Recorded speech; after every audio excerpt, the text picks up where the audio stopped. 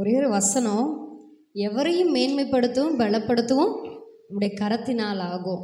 நான் எங்கேயோ எங்கள் அம்மா அப்பா 2 பேருமே ஆண்டவர் அறியாத ஒரு குடும்பத்திலிருந்து இயேசுவை ஏற்றுக்கொண்டு ரட்சிக்கப்பட்டு ஊழிய அழைப்பு பெற்று ஊழியம் செய்து கொண்டிருந்தாங்க. சின்ன வயதிலிருந்தே ஊழியக்காரங்களுடைய பிள்ளையாக தான் நான் வளர்ந்து வந்தேன்.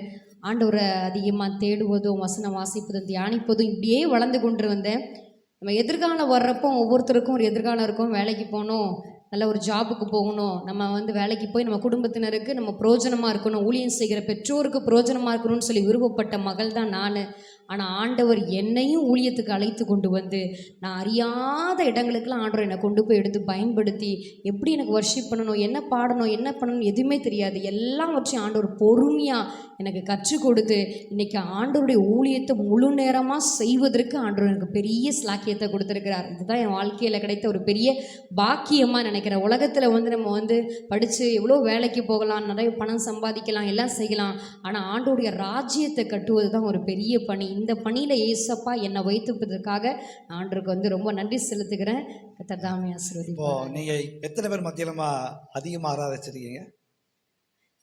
எத்தனை பேர் மத்தியிலன்றது சொல்லுங்க, பரவாயில்ல, அது என்ன, அது புரோஜனமாக அமையட்டும்.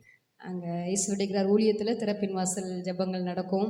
இப்படி கிட்டத்தட்ட ஒரு 15,000 40,000 பேர் மத்தியிலே ஆண்டவர் என்னையும் எடுத்து பயன்படுத்தினது அவருடைய கிருபை. 15,000 மத்தியில் ஆண்டவரை ஆராய்ச்சிருக்காங்க. இன்னும் அவருடைய சிறப்பாக அமைவதாக.